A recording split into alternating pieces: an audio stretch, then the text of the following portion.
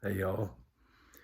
Hope everybody's doing well and getting great results in the program. I see a lot of people are, and new people are joining, and other people kind of hitting some walls, and that's all part of it. But thank goodness we have a community here where we can all lean on each other, and it's not a rabbit race.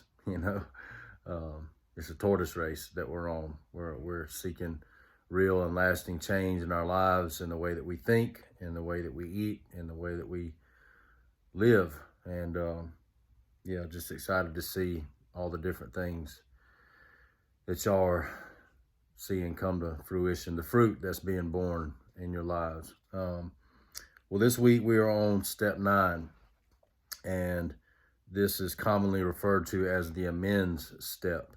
I'm going to read what the step is, and then going to read over some material that's in this book that we use in Alcoholics Anonymous, called the 12 and 12. I read from it last week, I believe, and it just has such good information, and puts things into so eloquently describes what the purpose of what we're doing, and also how to do it is, that I'd be a fool to say I could come up with anything better. Um, so anyway, and I will add some of my own stuff for sure, some of my own experience, strength and hope, as we like to say in recovery. But and that's the biggest thing too I want to say before I get started is that we're all in recovery from something. For most of you, it's from food addiction. And I hope that after going through step 8, that you were honest and able to be able to recognize the hurt that your food addiction has caused other people. Um, you've been able to look back at step 4 and realize the ways that it has kept you from being all that you could be for the people in your life that needed you. Because when we're addicted to something, that addiction is going to take the place of our usefulness in this life, for God and for other people. And so I hope you were able to practice that self-awareness that we talked about, and that that introspection. But also, you're walking through it with us and with God, and not feeling too much guilt and shame, not feeling any guilt and shame really at this point, because as you know God's not doing that, we're not doing that. We're just trying to get to the heart of why it is that we can't um, stop placing other things before what we know is good for us. So I'm just going to read a couple of things here. um, I think I already read this. I'm going to read it again. Made direct amends to such people wherever possible, except when to do so would injure them or others. After we have made the list of people we had harmed, and have reflected carefully upon each instance, and have tried to possess ourselves of the right attitude in which to proceed, we will see that the making of direct amends divides those we should approach into several classes. There will be those who ought to be dealt with just as soon as we become reasonably confident that we can maintain our sobriety. And again, this is saying sobriety because it's in the Alcoholics Anonymous. Um, it's an Alcoholics Anonymous text, but you can put food addiction or whatever you want in its place. There will be those to whom we can make only partial restitution, lest complete disclosure do them or others more harm than good. That's a very key point there, and we're going to get into that more in a minute. There will be other cases where action ought to be deferred, and still others in which, by the very nature of the situation, we shall never be able to make direct personal contact at all. And I'm going to touch on that a little bit. There may be some amends that you are going to make to someone who has passed away. Maybe it's a mother or a father or daughter or whoever that's passed away. And so what you're going to have to do is make what we call a living amends, which basically, to sum that up, it means that I'm going to correct the behavior that hurt that person and not do it to other people. That is my living amends. with the people that are involved in my life now, I'm not going to continue to allow my addiction to cause harm any longer. I'm going to work on that and hope that and believe that that is enough. That God sees that enough as enough. I believe He does, because obviously you can't make direct amends to someone who has died, but you can make living amends to people. Um, and one other thing you might want to do, you might want to write down. You can write down what that amends is. We'll talk about that in just a second. Write down the amends and then go read it over their grave. I've done that with several people, and then you can just burn it, or whatever you want to do with it. But that works as well. But really, it's an ongoing process of the living amends. The best thing, like I said, that you can do is just not engage in that behavior any longer with those that are still alive. Um, and the truth is that you've already truly started the amends process by joining this challenge, by making this decision that I am going to be a better person. I'm not going to allow this food addiction to continue to limit my life and to limit my capabilities of being of service to both God and others. So you've already jumped on board with the amends process even before you even knew it, because um, becoming better ourselves betters the world. And so, even admitting that you had a problem and signing up, you already did, began the process of change. Um, and change, when we change ourselves, we make amends. That's what we're doing. I wanted to read a couple things that, just short lines that jumped out here. It says, while we were quite willing to reveal the very worst, we must be sure to remember that we cannot buy our own peace of mind at the expense of others. So, in this process, you want to fully disclose, but you also want to be prayerful and thoughtful. And if you're having an issue with that, on what you should share and shouldn't share, feel free to reach out to one of us, either me or my mom. But you don't want to unload on someone that won't be able to handle it. If this is someone that's not maybe mentally or emotionally or spiritually stable, you want to be careful of dumping too much on them, and not causing them harm. And again, this isn't just an opportunity for you to offload, a bunch of your crap, and not change. That's the biggest thing. Is if you're gonna make an admission to someone about the wrong that you've done them, be working on the change. We shall at once think of a person. We shall at once think of a few people who know all about our overeating and who have been most affected by it. So again, this is probably going to be your close family members when it comes to the overeating.